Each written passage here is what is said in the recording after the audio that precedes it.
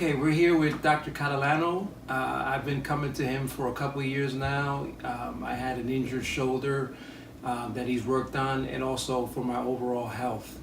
So, Dr. Catalano, just tell me what services you provide. Yeah, so I'm trained as a chiropractor for over 25 years, but the last eight or 9 years I've been involved in functional and holistic medicine, which is really what we call term or lifestyle change medicine, where we're looking at people's health through their diet, through their exercise, through stress reduction, and treating chronic illnesses in that way, rather than the conventional medical model that we have right now, which is really a symptom and a pill. So that's really been my focus and my passion for the last several years, and that's currently what I'm working with patients now. So, what made you go into the field, first chiropractic and then into the functional medicine? Yeah, I think as far as chiropractic goes, I mean, they both fit together, so it's not one or the other. Okay. Chiropractic is a holistic way just through the spine, but while doing that over the years, I realized there was more to it.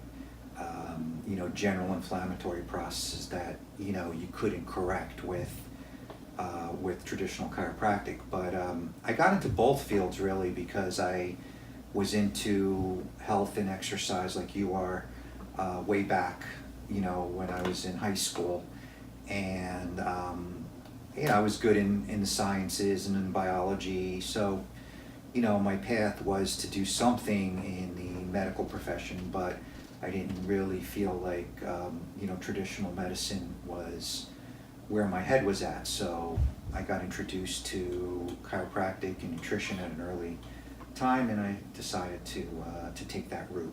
Let's get into, if I came to you with, let's say, an autoimmune disease, Mm-hmm.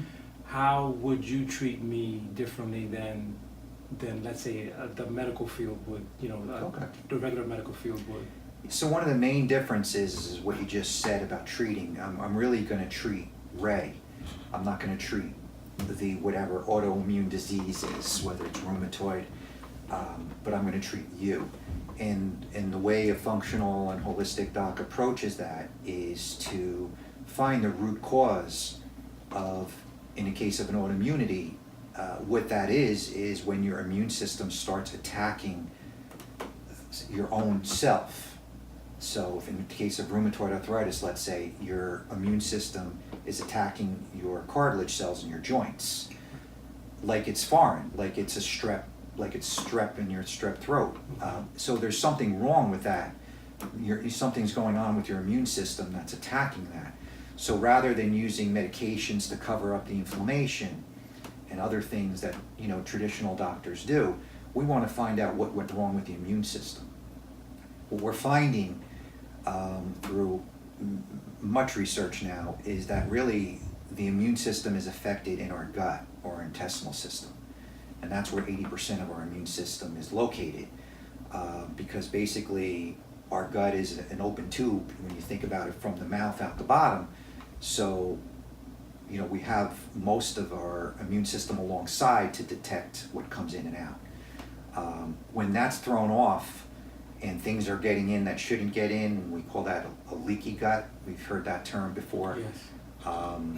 So it could be foods, it could be environmental toxins, it could be molds, heavy metals, or a combination of all of those that affect the immune system and trigger it. Once it's triggered, then that's when it could leave and attack your own self. So if we can eliminate what triggers it in the gut most of the time, we can then alleviate whatever it's attacking, that's our own self, whether it's a thyroid with Hashimoto's that attacks our thyroid. Multiple sclerosis is an autoimmune disease that attacks that when your immune system's attacking, myelin sheaths around your nerves. Rheumatoid arthritis, psoriasis, there's thousands of them. But again, we're not treating the disease. I'm treating the person in Ray and getting them as healthy as possible. So each person could have a different way of being treated versus, I know traditionally, like you said, they would give probably everyone the same, Right. everyone a pill, everyone the Right. same way, but in this case it would be somebody could be getting a different treatment than Sure. someone else. Yeah, it's certainly personalized because you want to find out what the patient's stress levels are. So yours is different than mine, and maybe they're different at different times of the year. I mean, people go through different stresses, sicknesses in their families, work-related, happy things that cause stress. So that's one thing that can affect the immune system and our gut. What diets they're eating, and what they're putting in their body as far as food and drink. So that would be individualized. And then what toxins they're exposed to. You may work in a chemical plant, and I may be a landscaper who's exposed to things that we're putting down in the grass or things like that. So yeah, so so we're all different exposures. So that's where the detective work comes in, to find out what those things are and what's in your life, in your world, that's affecting, again, your gut and via the nervous system, the immune system, and then trying to figure that out. And that's, in my experience and in this field, when I go to conferences, that's what we're really trying to detect. And when we can isolate those things and remove those from your world, and get some nutrient deficiencies up, and lifestyle changes, reduce stress, etc., proper sleep, people's chronic illnesses, even long-standing, start to improve, and they can get off some of these medications that have potential side effects. Some of those tests that I know, I thankfully I'm a healthy person, but I've done some of the tests. Yes, whether it's allergy, am I allergic to certain foods, right. and had blood work done just to check markers and all that kind of stuff. Yep. Are those some of those things, and what else do you do to? Yeah, so I mean, we start with some, a lot of it is blood work, basic blood work. But again, in functional medicine, we're looking at some markers, some blood markers that are out there but aren't used in conventional medicine, some inflammatory markers. We definitely want to see what your insulin resistance levels are, because insulin resistance leads to diabetes, which will affect inflammatory process in everybody. So primarily through diet and exercise, we want to get your blood sugar under control through tests like hemoglobin A1C, homocysteine, C-reactive protein. These things can help us. More advanced testing, like you mentioned, we can do 200, 300, 400 food items and toxic elements in the world through a couple of tubes of blood to find out, again, what you're reacting to that you shouldn't be. And when we can find those out, we remove them. In more difficult cases, we can do specialized stool testing that can test for a variety of things. We can do micronutrient testing to detect your nutrient levels for 30 to 40 different nutrients in your blood.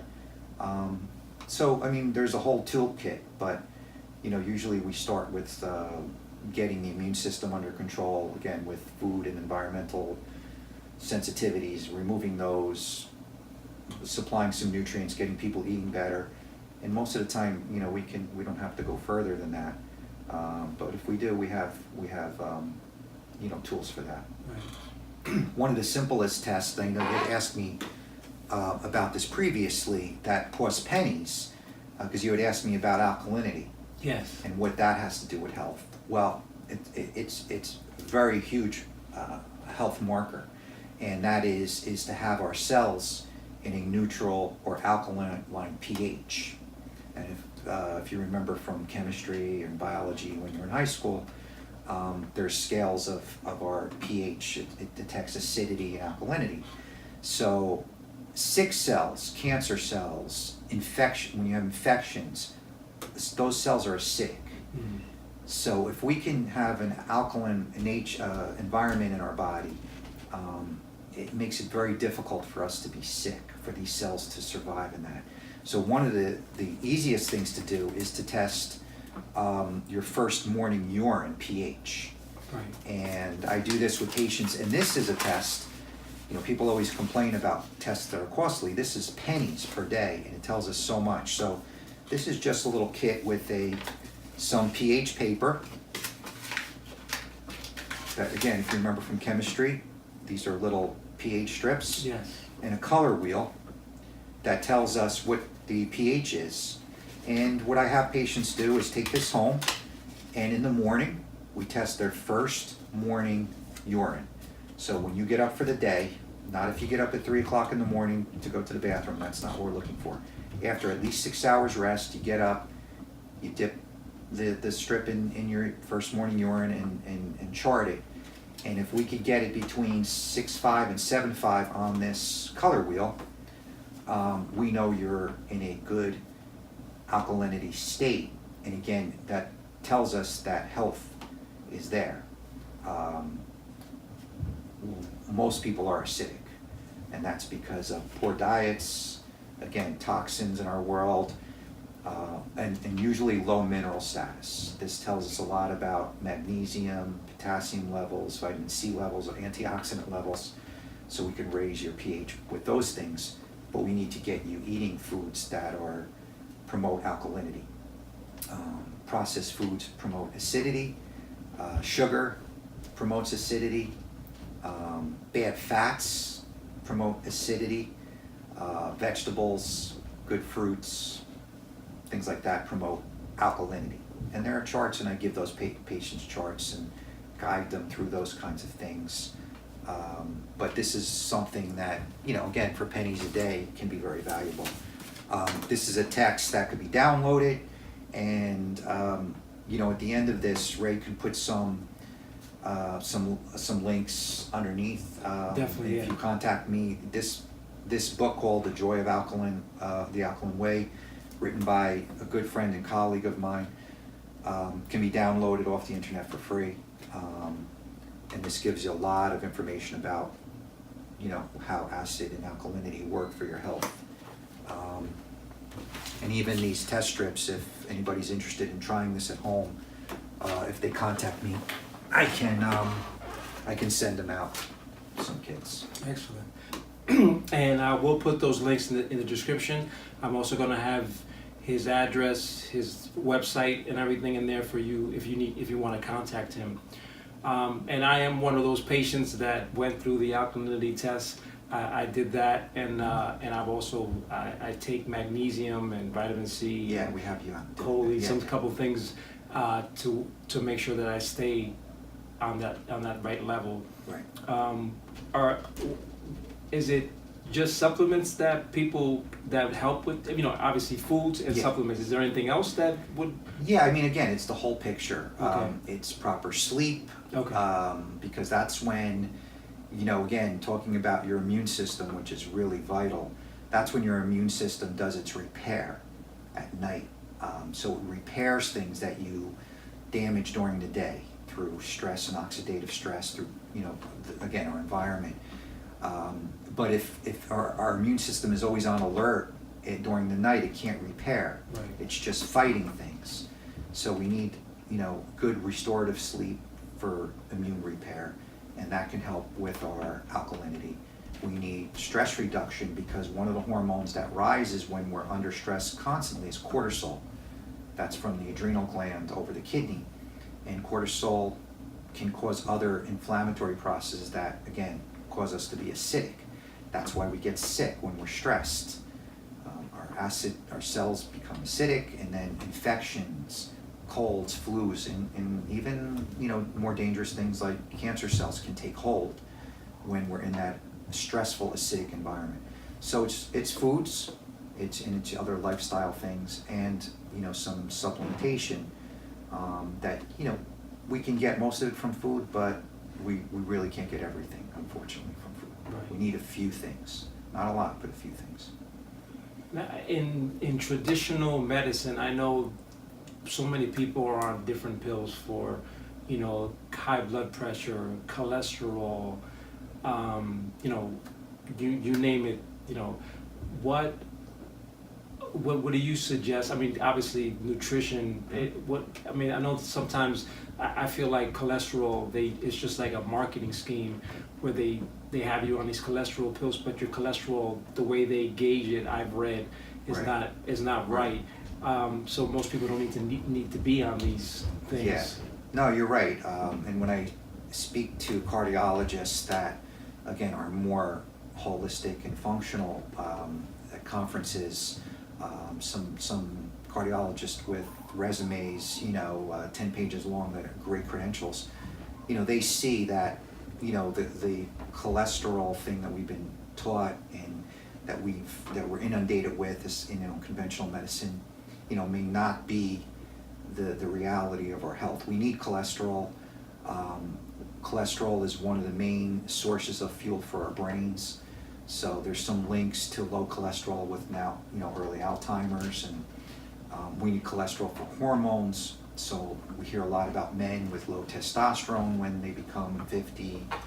And a lot of times those reasons are because we're suppressing it through medications because, we're told that we can reduce our heart attack risk, and that may not be the case. So cholesterol is not probably the danger that we think it is. There are certainly other markers, and one being, diabetes or sugar.